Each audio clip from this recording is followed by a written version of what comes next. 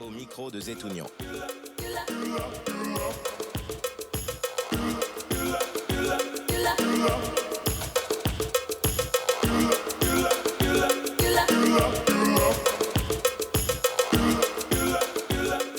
Bonjour à toutes et à tous et bienvenue sur RSL Radio. Je tiens à préciser que cet entretien a été enregistré le vendredi 30 janvier 2026. Bonjour Sébastien Pacul, merci d'avoir répondu à mon invitation. Bonjour Timothée, et je suis ravi d'être ici puisque, comme tu le sais, je sors de la grippe. Donc ça veut dire que je vais beaucoup mieux, d'où ma voix un petit peu rauque et enrayée. J'ai pas fait de soirée hier soir, c'est juste que je me remets de la grippe. Tout d'abord, je vais vous laisser vous présenter, votre âge, votre métier et puis vos passions si vous en avez, si vous voulez en parler en tout cas. Alors, j'ai 52 ans maintenant, puisque j'ai eu ma 52e année le 19 janvier. Je suis directeur, entrepreneur de 2 sociétés, une première de gestion de patrimoine et une seconde qui est une agence immobilière sur Frontignan-Plage. Et ça fait maintenant 18 ans que je suis élu au sein de la collectivité. Donc j'ai pour coutume de dire que je suis le candidat le plus ancien aujourd'hui, malgré mon jeune âge. En tout cas, le plus expérimenté. Mes passions, pas comme tout candidat, je crois. Ma passion, c'est Sète, bien évidemment. Ma passion, c'est ma ville, puisque professionnellement, j'avais l'occasion d'aller un petit peu partout. J'y suis allé, mais je suis toujours resté vivre à Sète. Et j'ai implanté ma famille à Sète pour y vivre. Et quand vous êtes élu depuis 18 ans, vous donnez beaucoup de temps à votre ville. Et si vous n'avez pas cette passion-là, forcément, ça ne peut pas fonctionner. Mais avant tout, c'est l'action quotidienne aussi. C'est pour ça que, comme tu le sais, je ne me suis jamais intéressé à d'autres mandats nationaux, type député ou quoi que ce soit, puisque ma préoccupation, c'est le quotidien des gens dans notre ville, dans Sète. Vous venez de parler de votre passion pour la ville de Sète. Quel est le lien avec Sète? Quel est votre lien avec Sète et d'où il vient? Vous êtes né à Sète déjà? Je suis né à Sète. Mes grands-parents sont arrivés à Sète dans les années 45. Mon grand-père a créé sa société sur le port pour le plan Marshall, qui avait été fait à l'époque suite au bombardement, puisque là où nous sommes, dans tes studios, ici, tout avait été bombardé par les Allemands. Et mon grand-père est arrivé dans les années 45 et il a participé à la reconstruction de ce port. Mon père a continué, c'était à l'époque le Paris-Dakar qui venait à Sète avec toutes ses voitures. Il faut savoir que la fusée Ariane passait par Sète aussi pour aller à Kourou. Donc ce lien avec Sète, je l'ai par l'amour que mes grands-parents m'ont donné de cette ville parce qu'ils ont participé à leur développement. Et le lien à la politique, je l'ai par mon père aussi qui était très impliqué en politique. Et ils m'ont appris à chérir cette ville et à m'expliquer que grosso modo ici tout pouvait être précaire et que par contre si on savait travailler on pouvait faire énormément de choses. Mon grand-père était d'origine catalane, un homme assez dur qui avait une culture du travail. Il m'a toujours dit: Sébastien, ici c'est une mine d'or, mais dans une mine il faut savoir creuser pour trouver l'or. Aujourd'hui, les jeunes sont souvent désintéressés de la politique. Ils trouvent qu'il n'y a pas de changement concret, que c'est trop théâtralisé, notamment en conseil municipal, et que ça manque vraiment de conviction de plus en plus. Qu'est-ce que vous leur diriez pour qu'ils se déplacent le 15 mars pour voter pour vous, Sébastien Pacul? Alors, ce que tu me dis, c'est ce que me dit mon fils à table, puisque mon fils a 17 ans et demi. Donc, Le même âge que vous moi. avez le même âge. Et il est sur TikTok, donc il regarde les politiques. J'ai toujours essayé de le sortir de la politique, mais finalement, il s'est mis en s'intéressant à moi. Au conseil municipal, justement, ça fait plusieurs mois que je m'attache à rendre les interventions très audibles. Et pour que ça parle vraiment à nos jeunes, mais à tout le monde. Parce que quand on parle d'un PLU, les gens ne comprennent pas. Il faut sortir la politique du terme administratif pour la rendre quotidienne aux gens. Ensuite aussi, moi je remarque que nos jeunes, même s'ils s'intéressent moins à la politique qu'avant, ils sont très clivés.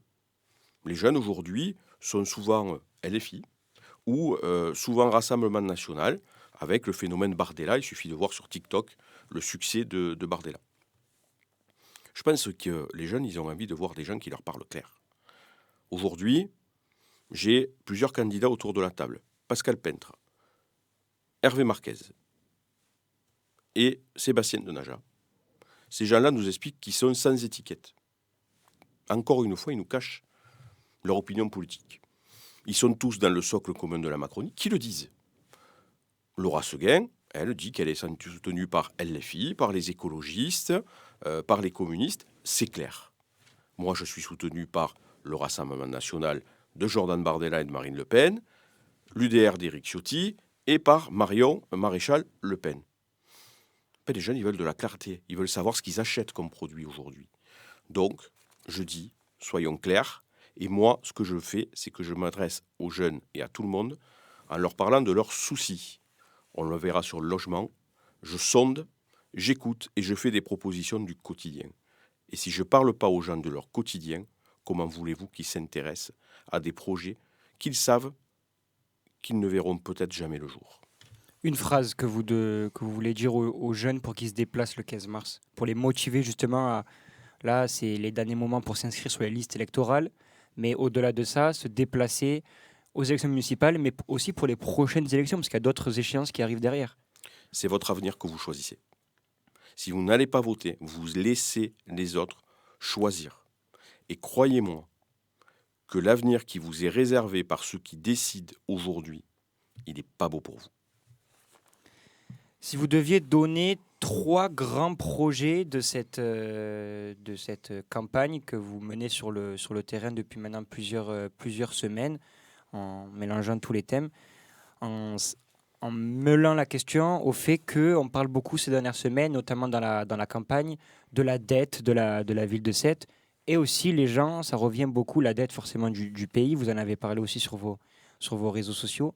Comment vous réagissez par rapport à la dette et vos 3 projets phares pour la ville? Est-ce que vous pourriez les réaliser malgré la dette ou peut-être le surendettement de la ville et du pays? Alors, la dette de la ville, j'ai été peut-être celui qui l'a souligné le plus en conseil municipal. Aujourd'hui, elle va s'élever à 100 millions d'euros pour 1 million d'euros d'épargne. Donc c'est un rapport de 1 fois 100. Cette dette, on ne peut pas dire qu'elle soit due à une absence d'impôt, puisqu'on est dans les villes les plus imposées de France.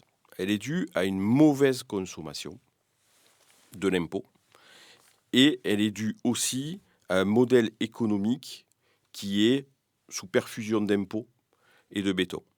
Il faut construire pour percevoir de l'impôt, il faut avoir plus d'habitants pour percevoir plus d'impôts. Donc c'est une mécanique improbable et qui ne marche pas, qu'il faut stopper. Alors mes projets, aujourd'hui, ce ne sont pas des projets qui coûtent très cher. Parce que je tiens compte de ça. Il ne faut pas cramer la caisse. Et puis on va mettre du bon sens. Mettre du bon sens, c'est peut-être arrêter de dépenser dans des statuts à 1 200 000 euros de l'argent. Le jour même où à un comité d'agglomération, vous expliquez que vous êtes obligé d'augmenter les impôts. Ça, c'est se foutre de la gueule des gens. C'est ce que nous avons dit avec Gérard Prato, qui est un expert en finance, qui est à mes côtés à l'agglo, et que nous faisons. Les projets. Déjà, à 7, il faut pouvoir se loger. D'accord? Tu es jeune. Dans 2, 3, 4, 5 ans, selon ton niveau d'études, tu vas devoir trouver un appartement parce que tu voudras t'installer avec ta copine. Et on va en parler juste après du logement. Et oui, mais ça vient de mes projets. Et derrière ça, dans ce projet logement, tu vas devoir être bankable devant une agence immobilière. Donc, premier projet, on va développer un système de garantie de loyer impayé pour te permettre de te loger. Ça, c'est un projet qui coûte quasiment rien à la ville, mais qui fait rester des jeunes. Deuxième étape, parce qu'on a aussi des personnes de plus en plus âgées à 7, la maison de la santé. La maison de la santé, c'est permettre à des jeunes médecins de s'implanter à 7. C'est un coût qui est minime encore une fois. Pourquoi? Parce qu'on va récupérer les locaux du casino. Le casino appartiendra à la ville lorsque la DSP, c'est-à-dire le contrat de bail, on va dire, d'exploitation, tombe. C'est acté. Donc ça ne nous coûte rien, sauf le prix des travaux. Et ensuite, on encaisse les loyers. Et on va faire soigner les gens. Et le troisième projet, on va dire, pour la ville, c'est un projet qui est d'ordre général, qui n'est pas un projet où on construit des bâtiments, où on construit des blocs. C'est arrêter le fait que la ZAC Est, c'est-à-dire là où nous sommes, dans 10 ans, il y aura des logements.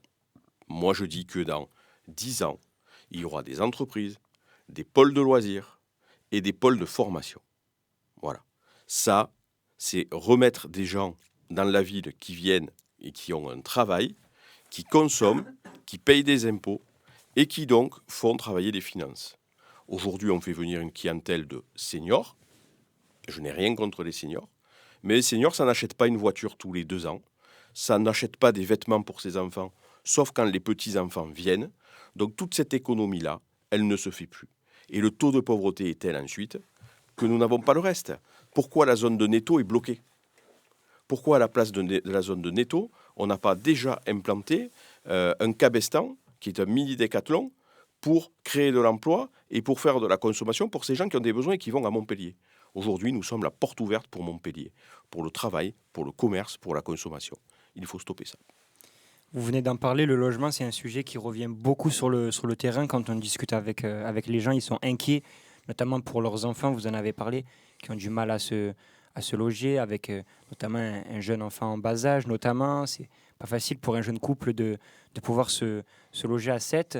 Vous avez parlé de vos propositions, notamment pour les jeunes. Comment agir réellement pour le logement à 7 et notamment pour les logements pour les jeunes? Il y a aussi le débat sur les logements précaires, mais aussi sur les HLM. Alors, qu'est-ce que vous proposez, Sébastien Pacul, sur ces 3 thèmes-là du logement? Alors, mes adversaires, dès que je parle de logement, crient au loup parce que c'est mon métier.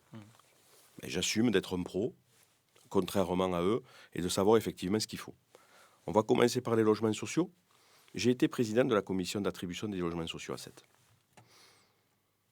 Comment ça se passe aujourd'hui? Quand je lis le rapport de la Cour des comptes, on attribue des logements en moyenne en 35-40 secondes. On n'analyse pas le dossier, c'est pas vrai. C'est le copain de mes copains de mes copains. On nous dit qu'il faut toujours plus de logements sociaux à 7. Ok, très bien, parce que nous prenons les quotas de logements sociaux de Marseillan, de Balaruc, qui ne se font pas. Donc je vais dire à nos collègues de l'agglomération, vous êtes gentils, mais chacun va faire son travail. Chacun va construire son quota de logements sociaux et vous allez voir que ça va aller mieux. Et ensuite, si nous ne créons pas aujourd'hui de l'activité économique, on laisse les gens dans des logements sociaux. Moi, je veux que le logement social, ça soit une étape de vie. Vous êtes dans la galère, vous en avez besoin. Maintenant, dans 3, 4, 5 ans, ok, comment on va voir la situation, comment on va la faire évoluer? Et le logement social ne correspond pas aujourd'hui à ce qui est demandé. Aujourd'hui, on construit trop de T2, alors qu'il faut des T3, des T4 et des T5. C'était un point déjà d'accrochage avec François Comène à l'époque et moi. Et moi, je vais expliquer aux promoteurs que c'est du T3, du T4 et du T5 qu'il faut, dans les logements sociaux, comme dans les logements privés. Là aussi, il faut reprendre la main sur la production de logements. Je veux moins de logements que ce qui se construit, mais des logements qui correspondent aux gens. On a eu 2000 habitants de plus avec le nombre de logements qu'on a construits.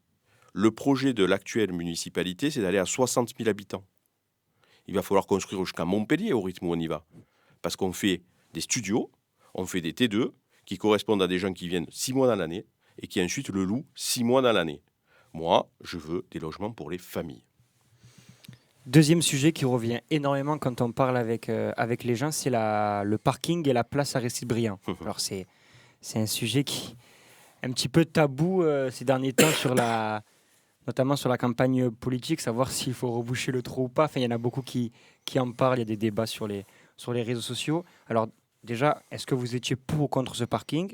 Maintenant qu'il est fait, je pense que il sera terminé dans les prochaines semaines. Mais au-delà de ça, ce qui intéresse aussi beaucoup les gens, cette place Aristide Briand, beaucoup ont appris à marcher, à faire du vélo, ont fait des rencontres amicales, amoureuses, et ont pu en fait grandir sur cette place Aristide Briand. Alors, c'est intéressant de savoir qu'est-ce qu'elle deviendrait, cette grande place Aristide Briand centrale de la ville de Sète, si vous êtes élu maire de Sète le 22 mars 2026. Alors, le parking Aristide Briand, je ne l'aurais pas fait là. Il y est, on va l'assumer. Et on va le rendre aux Sétois, c'est-à-dire que c'est une charge et une dette aujourd'hui qui est colossale, donc il faut que ça puisse profiter aux Sétois. La place, qu'est-ce qu'il faut en faire? Puisque c'est là ta question in fine. J'ai un projet culturel sur 7 qui est d'ouvrir la culture à la ville. Aujourd'hui, la ville crée des événements culturels dans le théâtre de la mer, etc. Je souhaite que, puisqu'on va avoir une nouvelle place et qui, je pense, va être belle, il faut arrêter d'être critique non plus, surtout. Hein. Ou alors, si elle n'est pas belle, avec l'argent qu'on met dedans, on est fou. Mais ouvrons des concerts que nous avons aujourd'hui au Théâtre de la Mer, par exemple. Je veux mettre une scène flottante l'été. Ouvrons des concerts. Les commerçants que je sonde se plaignent de ne pas avoir suffisamment d'animation. Profitons-en pour ouvrir à de nouvelles festivités. Je propose par exemple que une année sur 2, quand on n'a pas Escale à 7, que l'on fasse une fête des identités. Identité italienne sur la thématique Dolce Vita, identité espagnole, identité marocaine, portugaise, tout ce qui fait les origines. Il faut que cette place redevienne un cœur battant pour faire vivre le centre-ville. Nous avons la place, nous avons le parking, nous avons la salle Brassens qui va se faire à côté. Pareil, cette salle Brassens, je souhaite qu'elle puisse accueillir des séminaires de TPE-PME pour ouvrir un tourisme des 4 saisons. Voilà, donc, on a un héritage. Vous voulez la faire ici, la salle Georges Brassens? Pardon? Vous voulez la faire où c'est prévu? Le permis a été posé, le permis a été accepté, les marchés ont été passés. Ah, donc c'est terminé. Je sais que Sébastien Denaja a dit, je vais revenir dessus. Il faut arrêter de faire de la politique politicienne. Je ne l'aurais pas mise là. Je l'aurais mise au Mascoulet, juste à côté de là où elle est, avec un pavillon Baltard. Mais aujourd'hui, il faut arrêter de promettre n'importe quoi. Il faut sortir de cette situation parce que nos commerçants souffrent. Et faire de ce quartier maintenant quelque chose de cohérent. Sujet qui est aussi important à Sète, la richesse culturelle de la ville. Alors on en a un petit peu parlé. Je vais tout simplement vous demander vos propositions pour la culture sétoise. On en a un peu parlé avec les scènes flottantes, notamment sans doute l'été, comme ça peut se faire aussi à Agde. Cette place Aristide-Briand aussi pour remettre la culture au centre-ville. Une culture dans tous les quartiers. Vos propositions pour la culture, Sébastien Pacul? Je veux une culture accessible à tous, oui. Cette culture accessible à tous, c'est que je pense que Sète a tenu la dragée haute en culture pendant quelques années. Depuis 4-5 ans, c'est terminé. Je veux qu'on revoie la politique des expositions au musée Paul Valéry et qu'on rehausse la qualité. Je veux qu'on trouve des passerelles entre les divers musées qui n'existent plus aujourd'hui. C'est-à-dire que les musées fonctionnent de manière atrophiée. Hein. Vous prenez le budget des musées, c'est 3,5 millions. Les rentrées budgétaires, c'est 35 000 euros. Je sais bien que les musées, ça ne doit pas faire de bénéfices. Mais quand vous prenez ce delta, ça craint quand même. Donc l'idée, pour moi, c'est d'avoir des musées avec des expositions qui ont un sens toute l'année. Le musée gratuit tous les dimanches, pour tous. Là, c'est un dimanche par mois. Là, c'est le musée gratuit tous les dimanches pour tous. Pour tous les Sétois ou pour tous les visiteurs? Pour tous les Sétois. Pour tous les Sétois. Tous les Sétois. Les visiteurs, s'ils viennent Évidemment. au musée, c'est qu'ils ont les moyens. Évidemment. Ensuite, je veux que nous créions un festival de danse. Je pense que Sète est une ville de danse avec, par exemple, toutes ces académies de danse qu'il peut y avoir. Je trouve, en tant que parent, qu'il n'y a rien que de plus beau que ces spectacles de danse où il y a des familles. Aujourd'hui, on fait payer le Théâtre de la Mer pour ça. Moi, je veux que ça soit gratuit et je veux que ces écoles de danse y participent. Festival danse avec la mer. Que toute la ville se réunisse autour de ce... C'est ça. Ensuite, comme je vous le disais, je veux irriguer la ville de la culture. C'est-à-dire qu'il doit y avoir des conventions de passer avec les associations culturelles où les gros spectacles mettent en avant les petits de chez nous. Par exemple, vous prenez Jazz à 7, qui est un superbe événement que je veux continuer d'accompagner. Jazz à 7, je vais leur dire... Je vais vous mettre à disposition une barge et vous allez faire un concert en centre-ville. Vous aurez plus de monde puisque le Théâtre de la Mer est trop petit. Vous payerez, vous continuerez à encaisser vos sommes. Je ne suis pas là pour faire votre travail. En revanche, ce que je vous demande, c'est que la scène soit mise à disposition vers 18h, heure à laquelle vos artistes ne jouent pas, pour mettre en avant des jeunes artistes locaux. Et ensuite, vers 20h, 20h30, vous continuerez et nous ferons les soirées. Voilà, donc toute cette culture-là, elle doit être accessible à tous. C'est ça mon projet culturel. Au micro de Zetounian. Après la culture, le deuxième thème qui plaît le plus au public, le sport. Alors le sport à 7 a connu des événements ces derniers temps, ces dernières semaines, mais ces dernières années plus largement. Ces dernières semaines, il y a eu l'inauguration de la nouvelle salle du barreau pour l'Arago notamment et pour d'autres sports aussi. Le FC7 connaît un moment difficile. Quelle est votre réaction par rapport à ça et vos propositions pour le sport à 7? Quel carnage. Le FC7, quel carnage. C'est les bilans de M. Marquez, non? Mauvais entrée en matière pour lui. Et le FC7, c'est notre identité. Hein. On a le sang vert et blanc. Hein. Bon, il va falloir le redresser. Pour ça, je me suis entouré avec des personnes. Moi, j'ai Eric Isola, qui a décidé de nous rejoindre. Parce que je pense que là, il va falloir vraiment se mettre au chevet du football. La salle du barreau, le chaudron du barreau, c'est un beau projet. Je ne l'aurais pas fait là, parce qu'il est trop fermé. Je l'aurais fait plutôt en travaillant autour de l'agglo, vers la Farge. Il est fait, on l'assume, on n'est pas là pour critiquer. Le sport à 7, avec Eric, nous avons 2 projets. Le projet 7 villes sportives, d'accord ? C'est-à-dire que je voudrais développer, un petit peu comme dans les villes en Catalogne. Tu sais, en Catalogne, tu as toujours des petits endroits où tu peux faire du sport dans les quartiers. J'aimerais que dans nos projets, on arrive à mettre ce genre de petits endroits pour que les jeunes et les moins jeunes puissent venir un peu jouer au basket, un peu jouer au foot, un peu faire de sport dans chaque quartier. Ensuite, la deuxième des choses, c'est qu'à 7, on n'exploite pas une chose phénoménale. On a 2 plans d'eau, l'étang de Thau et la mer Méditerranée. La mer Méditerranée, à 7, à l'endroit où nous sommes, c'est le meilleur endroit pour le vent.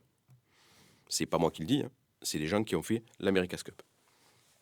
Il faut que nous devenions un stade de voile à ciel ouvert. Imaginons faire sur le môle des tribunes avec des compétitions de voile. Ça, sportivement, c'est un projet qui fera vivre le tourisme à 7 et qui va développer des vocations. Et qui va aussi développer l'économie, parce que si on développe la voile à 7, nous allons développer aussi les métiers autour de la voile.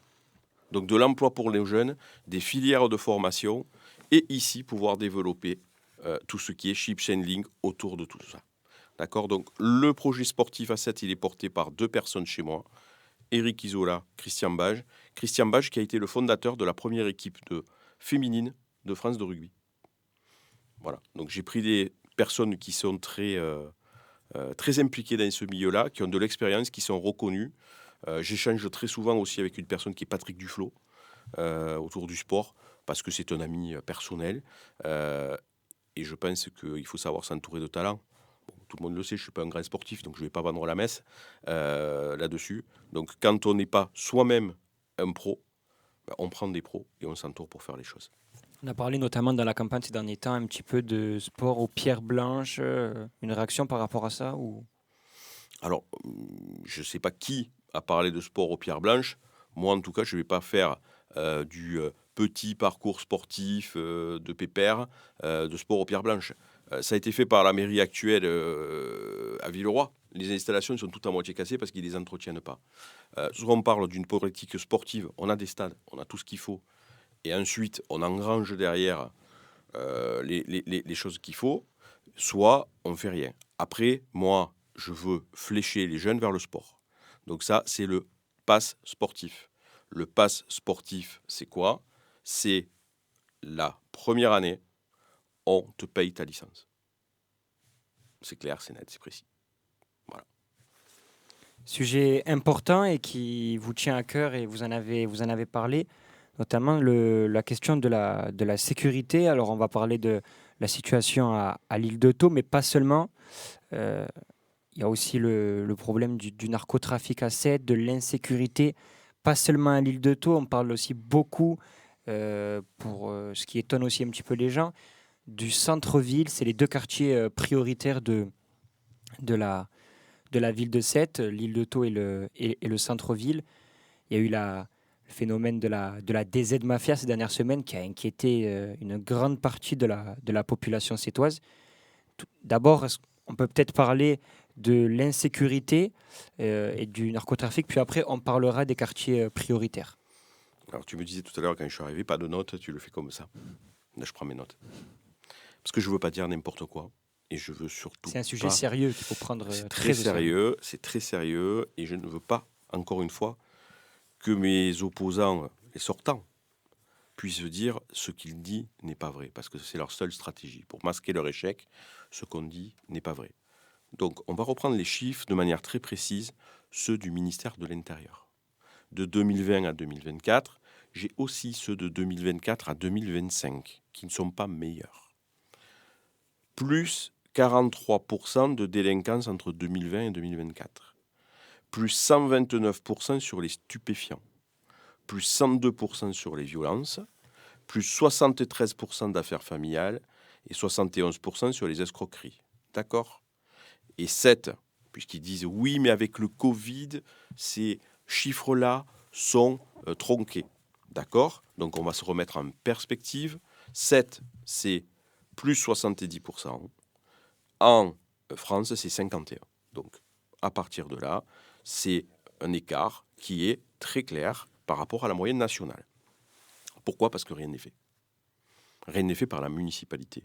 La police nationale se bat comme elle veut, comme elle peut, et avec souvent beaucoup de succès, bravo à elle, mais rien n'est fait dans ce sens. Alors, proposition concrète, du coup, Proposition concrète. pour lutter pour ça. Ça fait 5 ans que je dis qu'il faut placer l'île de Thau en zone de reconquête républicaine. Ça, c'est de l'effectif immédiat. Les communistes ont accepté de signer avec nous la demande, c'est quand même fou. Le député Aurélien Lopez-Igori a porté cette demande. Le seul qui a refusé de signer ce courrier s'appelait François Comène. Hervé Marquez n'en a pas fait autrement. Pourquoi ? Il ne répond pas. Peut-être tu lui poseras la question. Un commissariat à l'île de Thau. Police municipale dans un premier temps. Quand on obtient la zone de reconquête républicaine, on héberge la police nationale dedans. La police municipale, 24 heures sur 24, parce que les crimes et délits, ça se commet la nuit, ça ne se commet pas le jour. Et on équipe nos policiers municipaux avec des 2 roues pour qu'ils aillent plus vite. Et ensuite, on met une brigade anti-stup. Ça ne va pas tout résoudre. Mais déjà, une politique volontariste comme ça, c'est pas mal. Et puis alors, il faut noter une chose. Hervé Marquez, il nous double les effectifs de la police municipale, soi-disant tous les 2 mois. Il y a 2 mois sur CNews, il m'annonce on a doublé les effectifs de police municipale. C'est pas vrai. Il y a eu à peu près 20 policiers municipaux embauchés depuis 2018. Donc, on n'est pas doublé. Et là, son programme, c'est « j'en ai pas, je vais doubler les effectifs de police municipale ». Mais enfin, M. Marquez, il y a 2 mois, vous nous annonciez que vous les aviez doublés. Là, vous voulez encore les doubler. Et on va faire quoi, en fait ? Rien du tout, d'une part. Et d'autre part, il n'y a rien qui va se passer comme d'habitude. Parce que la sécurité, ce n'est pas leur priorité. Et quand on parle en ville, il faut aussi lutter contre les commerces qui font du blanchiment d'argent, développer la vidéoprotection, mettre en place les boutons SOS Commerce pour que les commerçantes qui finissent à 6h30, 7h du soir se sentent en sécurité dans leur boutique, et les arrêtés anti-mendicité aussi. Il me semble que vous avez commencé votre campagne en allant justement au contact des commerçants du centre-ville. Et c'est ce qu'ils demandent pour la plupart, être plus en sécurité, notamment le soir en fin de journée de travail. On a parlé d'insécurité, on a un petit peu moins parlé du narcotrafic et de la DZ Mafia. C'est quand même un sujet qui inquiète beaucoup. Vous en pensez quoi ? La DZ Mafia, c'est un sujet très lourd. Et c'est un sujet sur lequel je vais être très humble. Quand on parle de la DZ Mafia, quand on est un élu, on joue sa vie. On joue sa vie aussi avec de ses enfants. Qui vous dit que demain, ils ne vont pas venir taper à la porte du maire pour mettre une balle entre les 2 yeux. Qui vous dit que votre fils ne va pas être enlevé. Moi, je ne sais rien. La DZ Mafia, et c'est pour ça que je veux la zone de reconquête républicaine, je souhaite que ce soit la police nationale qui soit en force pour le faire. D'accord ?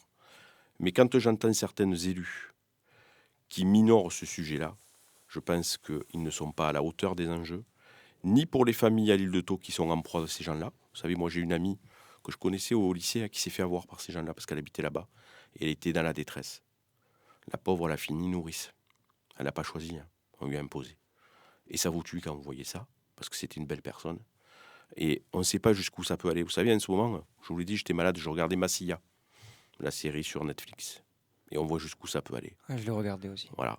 Quand on voit ça, il faut rester humble. Je ne serai pas le maire qui va dire « avec moi, la DZ Mafia, c'est fini ». Il n'y a aucun maire en France qui peut dire ça. Il n'y a aucun président qui peut dire ça. Par contre, ce que je peux vous dire, c'est qu'on se donnera les armes pour aider et lutter contre ce phénomène-là, et qu'en élisant un maire Rassemblement national aussi, ça permettra à Jordan Bardella et Marine Le Pen d'arriver au pouvoir et d'avoir peut-être un gouvernement qui prenne le taureau par les cornes, parce qu'Emmanuel Macron, la DZ Mafia, il s'en fout, for sure. Je ne vais pas vous poser la question d'un commissariat de proximité dans le quartier, puisque c'est, il me semble, votre proposition. Il y a eu beaucoup de débats sur ça. On pense notamment à un débat assez houleux entre vous et Madame Bouraoui au conseil municipal. Commissariat à l'île de Thau, commissariat de proximité, médiateur, accompagnement des jeunes. Proposition sur ça, Sébastien Pacul? Alors, même LFI est pour un commissariat. C'est dire, il n'y a que Mme Bouraoui qui est contre et son maire. C'est un retour en fait à l'ancienne époque. Il y avait déjà un Il commissariat. y avait un commissariat de police nationale qui était logé par l'office HLM. C'est exactement ce que demandent les gens. Alors le commissariat, il est fait pour aider les gens au quotidien et pour que les policiers soient implantés au quotidien. Pour que quand on a un souci, on puisse aller le voir. Pour qu'il y ait ce lien de proximité. Parce qu'un policier, il faut qu'il connaisse le territoire. Il faut qu'il ait des relais pour qu'il puisse connaître ça. Ça n'empêche pas d'avoir à côté de ça des éducateurs. Ça n'empêche pas d'avoir des médiateurs. Tout doit être gradué. Le petit gamin qui part un petit peu en vrille, lui, il a besoin d'un éducateur. Il faut qu'il y ait un éducateur en relation avec la police municipale, avec la police nationale. Le délit, qui n'est pas très important, il faut qu'il y ait le médiateur. Et je propose que le maire puisse faire des rappels à l'ordre républicain comme ça se fait à Béziers. D'accord ? Parce que le maire doit aussi assumer son rôle là-dedans. Et ensuite, quand on entre dans la délinquance du quotidien, il y a la police municipale. Et quand on est dans la grosse délinquante, il y a la police nationale. Et c'est là que tu comprends mieux la graduation des choses que je veux mettre en place sur l'île de Thau et en ville aussi. Parce que si on arrive à mettre de l'ordre dans l'île de Thau sur ces sujets-là, le phénomène peut se produire aussi en ville. Donc il faut toujours avoir le pied sur les deux pédales. On parlait d'un sujet qui passe de l'autre côté, qui est un petit peu beaucoup moins, j'ai envie de dire, inquiétant. La Saint-Louis, c'est la fête de Toussaint, de tous les Sétois, la fête des joutes, la fête des traditions, la fête de la pétanque, peu importe sa forme, la fête de tous. Si vous êtes élu, y aura-t-il certaines modifications dans l'organisation de la Saint-Louis, comme on a pu le connaître cet été avec la première Saint-Louis du nouveau maire sortant, j'ai envie de dire. L'organisation de la Saint-Louis, avec vous, Sébastien Pacul, il y aura des changements d'organisation, de sécurité, les joutes. On vous écoute. La Saint-Louis, c'est la fête de tous les amoureux de Sète, d'abord. Moi, je le vois comme ça. La Saint-Louis, j'ai été à la tête de 8-9 Saint-Louis, en termes de sécurité par rapport au baraquet, tout ça. Je pense qu'on n'a pas de gros problèmes de sécurité aujourd'hui. Tu y es allé le soir, mon fils y va, pas de souci. Je pense que la Saint-Louis, tout le monde doit s'y retrouver. Il faut qu'il y ait un aspect historique. Je veux que les jeunes comme toi, puissent comprendre que, comme disait mon fils un soir avec ses copines, il disait on va à la Saint-Loulou. C'est pas la Saint-Loulou, c'est la Saint-Louis. La Saint-Louis, c'est la fête de la ville parce que Sète a été construit grâce à Saint-Louis qui a une histoire. Donc je veux qu'il y ait une partie historique qui soit faite autour des festivités de la Saint-Louis. Les joutes, il y a un tournoi de joutes qui est grandiose. Il y a, pour moi, rien à enlever. Il n'y a rien à retoucher au niveau du tournoi de joutes. Et en tout cas, je ne suis pas le maire qui va aller expliquer aux jouteurs comment il faut organiser leur tournoi, même s'il soit sous la présidence du maire. C'est le seul tournoi qui soit dans ce cas précis. De l'aspect culturel pour la Saint-Louis, oui, je veux mettre une dose culturelle et historique dans la ferveur populaire. Et je veux aussi, alors il y a eu le spectacle qui a été fait pyromélodique, qui a été un peu improvisé à mes yeux vis-à-vis de sa qualité, mais bon, il a eu le mérite d'exister. Je veux qu'on réintroduise de la Saint-Louis dans les quartiers. on parle de l'île de Thau, mais c'est la fête aussi de la Saint-Louis à l'île de Thau. Bien sûr. Pourquoi il n'y a pas de la fête de la Saint-Louis à l'île de Thau? Pourquoi il n'y a pas une soirée sur la place de l'Hospitalet au quartier haut? Pourquoi il n'y a pas une soirée à la Pointe Courte, quai du Mistral, au Pont-Levis, au Barou, etc. Voilà, je veux que ça redevienne la fête de tous les Sétois et pas une fête qu'on a quand même, sous François Comène, très cosmétisée, bling-bling. Voilà. Où on est sur TF1, c'est très bien d'avoir l'acteur qui vient manger sa tielle, boire son vin blanc pour la Saint-Louis. D'accord, c'est très bien, ça fait de la pub. Mais je veux que les Sétois s'y retrouvent parce qu'attention, beaucoup de Sétois quittent Sète pour la Saint-Louis aujourd'hui. Et moi, je veux les revoir dans la rue. La Saint-Louis, les gens ont peur que ça devienne une sorte de feria et certains se décalent d'un mois et s'avancent plutôt pour la Saint-Pierre, qui est une fête ultra importante pour nous, les Sétois, mais plus intimiste. On est plus entre Sétois. Est-ce qu'il y a un réel risque de fériatisation, j'ai envie de dire, de la Saint-Louis? Ce risque, il a existé. Je l'ai connu quand je suis arrivé là, aux responsabilités et je l'ai maîtrisé assez rapidement avec les patrons de baraquets. Je vais vous dire une chose, si on veut être meilleur pour ça et éviter ce danger-là, je pense qu'il faut que la ville reprenne la main sur ces manifestations, c'est-à-dire sur l'animation. Par exemple, pour la Saint-Louis, j'ai un projet qui est très simple. Vous prenez le cadre royal, vous avez 4, 5, 6 baraquets qui mettent chacun leur musique. L'idée pour moi, c'est que la ville mette un DJ qui profite à tous. Et chaque soir, on va mettre un événement musical programmatique autour de ces baraquets qui va correspondre à une clientèle. Bon, tu as 17-18 ans, tu vas écouter de la musique électronique, on va faire descendre un Bob Sinclair. Ok. Ensuite, le lendemain, on va prendre un chanteur de variété. Et le surlendemain, on va prendre peut-être au Château d'Eau ou sur la place Aristide-Briand un concerto classique. Voilà. Si on veut maîtriser une festivité, il ne faut pas donner les clés du camion aux autres. Il faut dire, on vous accompagne, vous allez vous enrichir par rapport à ce qu'on fait, mais les maîtres d'œuvre, un peu comme dans un immeuble, c'est nous. Je définis l'architecture de la Saint-Louis et vous continuez à suivre derrière pour que ça fonctionne. Vous voulez décentraliser la Saint-Louis, qui est actuellement quand même principalement autour des Halles, pour l'étendre à tout le centre-ville, Oui. voire même à tous les quartiers, toute la ville, Oui. notamment la place Aristide-Briand et le Château d'Eau. C'est ça vos propositions, très bien. Le tourisme, qui est un petit peu lié à la Saint-Louis, puisque on en parle beaucoup l'été, c'est un phénomène qui à la fois fait vivre la ville grâce au commerce, grâce au chiffre d'affaires des commerçants, mais qui pose aussi la question des embouteillages, de la surpopulation estivale. Quelle est votre réaction par rapport à ça et quelles sont vos propositions, s'il y en a, pour lutter contre le surtourisme estival? Alors, il y a du tourisme toute l'année à 7, de plus en plus, mais il y a quand même une surpopulation l'été. Ça parle aussi un petit peu de logement, ça parle aussi un petit peu d'attractivité, de culture. Tout est un petit peu lié autour du tourisme. Alors, tourisme subi ou tourisme maîtrisé. Ça, c'est un des axes clés de mon programme. Je suis pour un tourisme maîtrisé. Si on coupe le tourisme à 7, aujourd'hui, on ruine des pans de famille entières. Hein, parce que beaucoup de gens ne vivent plus que du tourisme. Donc, il faut préserver le tourisme, mais il faut savoir ce qu'on veut.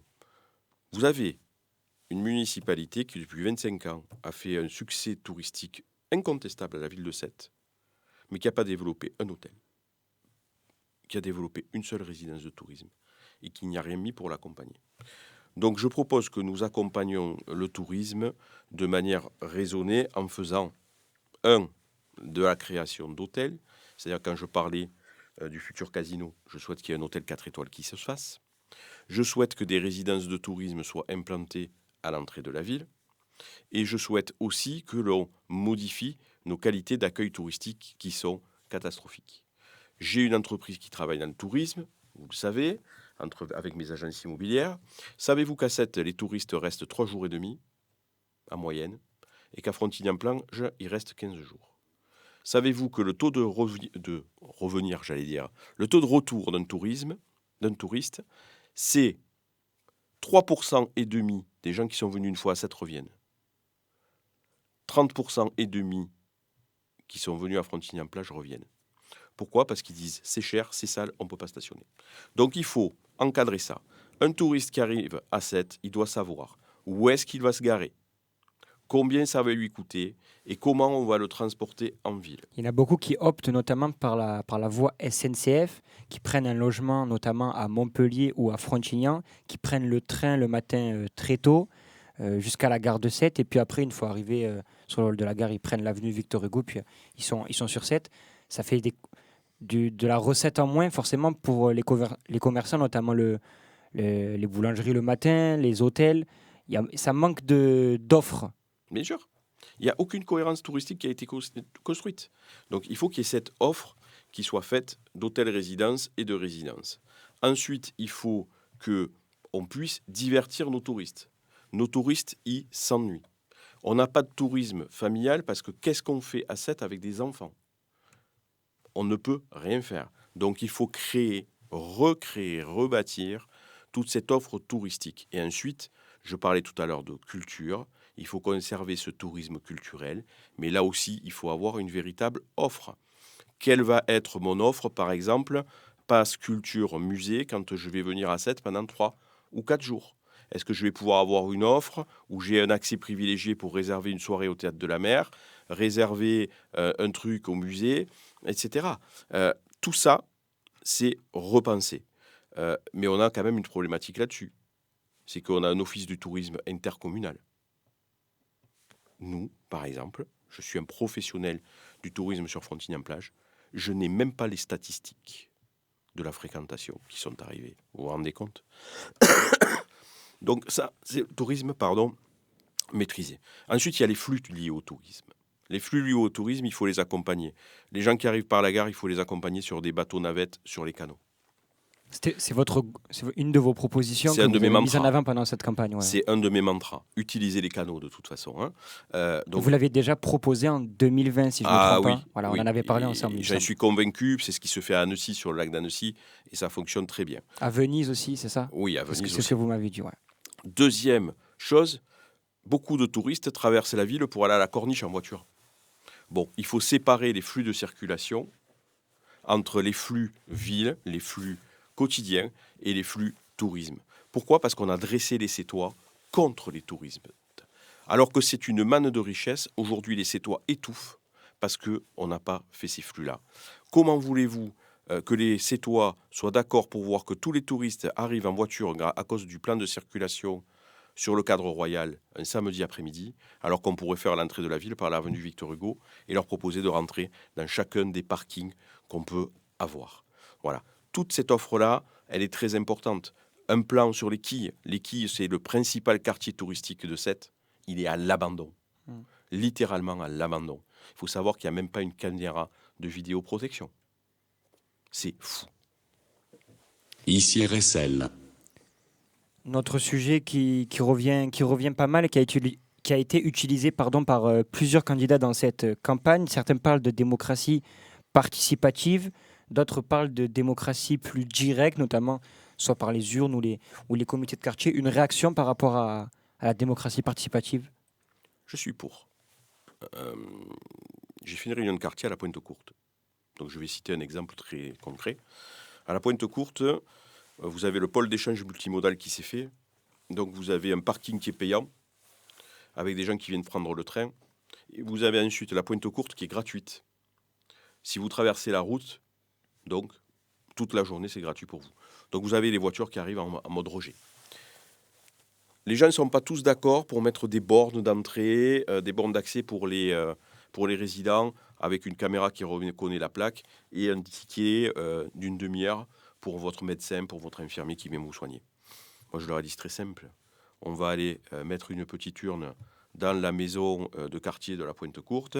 On va expliquer notre programme. On va déterminer que le dimanche 1er juin, on va décider. On fera ce que vous aurez décidé. Voilà. Je pense qu'avec ça, on résout les problèmes. J'avais dit au maire, sur la place Aristide-Briand, vous avez gagné les élections sur le malentendu du Covid et avec 1700 procurations. Tout le monde se bat à 7 pour le parking de la place Aristide-Briand. Et les méthodes qui ont été faites, d'insultes, etc., je ne les cautionne pas. Mais je lui ai dit, franchement, vous faites un référendum d'initiative citoyenne sur le parking de la place Aristide-Briand. On tranche le projet. Si les Sétois vous disent qu'ils sont d'accord, c'est terminé. Si les Sétois vous disent qu'ils ne sont pas d'accord, vous arrêtez. Certains disent qu'ils préfèrent passer par les élections, dans le sens où François Commen était candidat en 2020 avec ce projet de parking souterrain à la place Aristide-Briand. Il a été élu démocratiquement dessus. Il n'a sans doute du coup aucune raison de revenir dessus. Mais est-ce que les Sétois étaient bien informés pendant la campagne pour voter? C'est mitigé. Il y a des Sétois il y a beaucoup de gens qui sont pour cette place Aristide-Briand. En fait, c'est souvent tout ou rien. Voilà. Donc, par rapport à cette place. Dans quelques semaines vont avoir lieu les élections municipales. On en a parlé ce soir. Mais dans une heure, il y aura également... dans un an, pardon. Dans un an, il y aura également les élections présidentielles. J'ai posé la question à tous les candidats. Je vous pose la question à vous, même si ça semble évident. Y a-t-il un ou une candidate qui sort du lot pour vous, Sébastien Pacul? Marine Le Pen, Jordan Bardella, ils sont notre seul et unique avenir. Pourquoi ? 1, personne ne les a jamais testés. 2, partout où le Rassemblement national gère une collectivité, le maire est réélu au premier tour et ça fonctionne. Et 3, les autres partis, c'est tout ce que nous avons déjà connu. Ils vous ont abandonnés. Les LR, le PS, le Horizon, je ne sais même plus comment il s'appelle, ils changent de nom tous les 3 jours pour maquiller le truc. Regardez pour le budget. Ils nous ont abandonnés, ils ne sont même pas d'accord entre eux.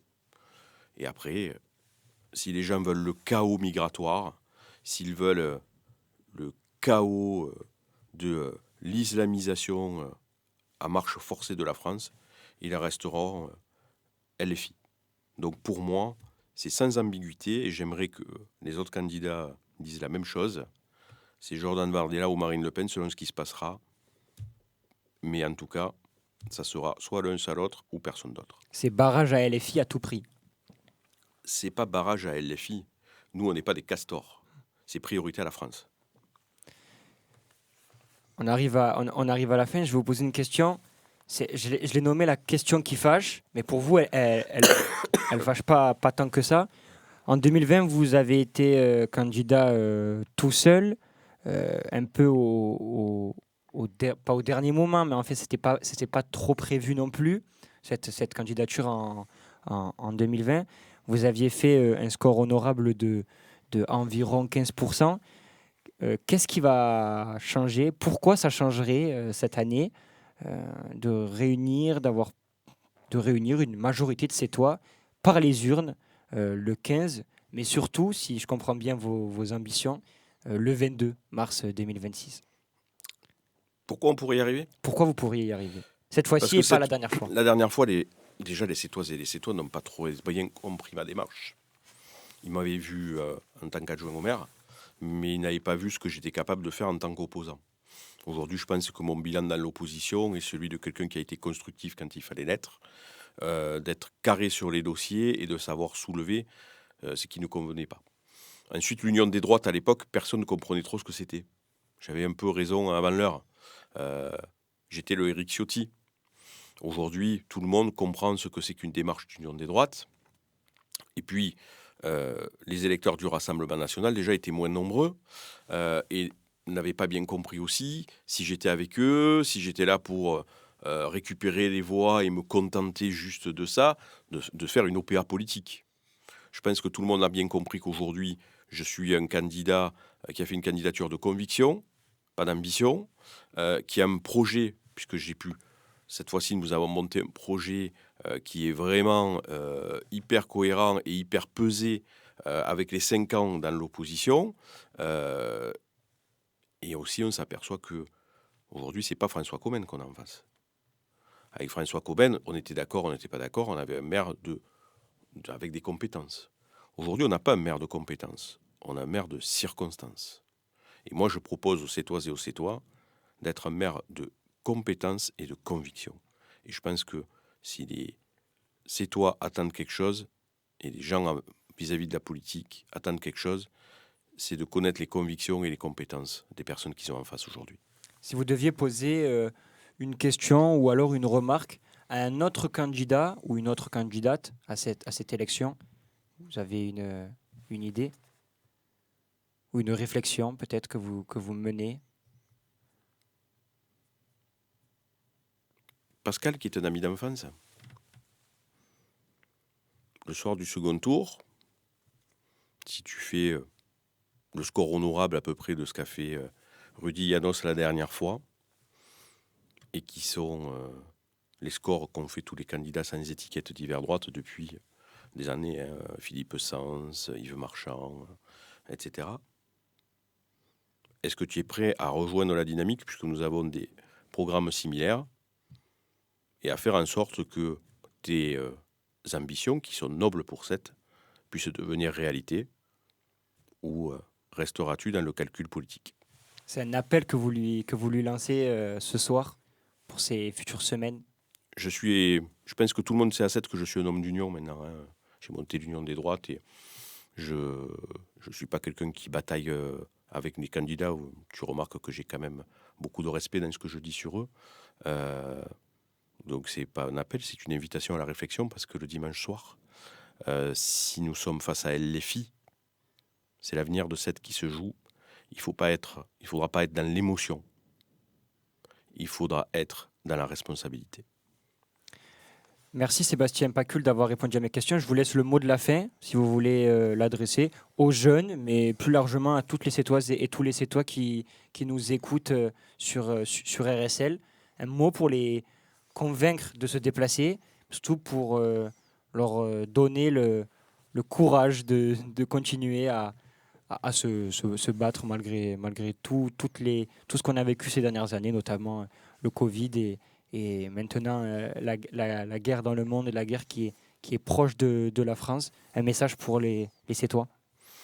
Ça fait 5 ans que je vous entends, les Sétoises et les Sétois, vous plaindre de certaines situations à juste titre. Aujourd'hui, vous avez l'occasion de changer, de choisir.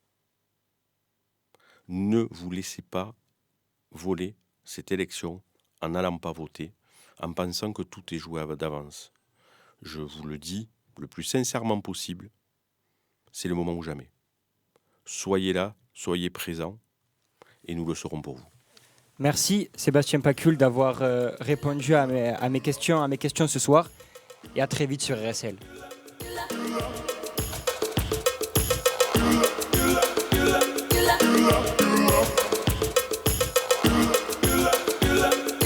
Love.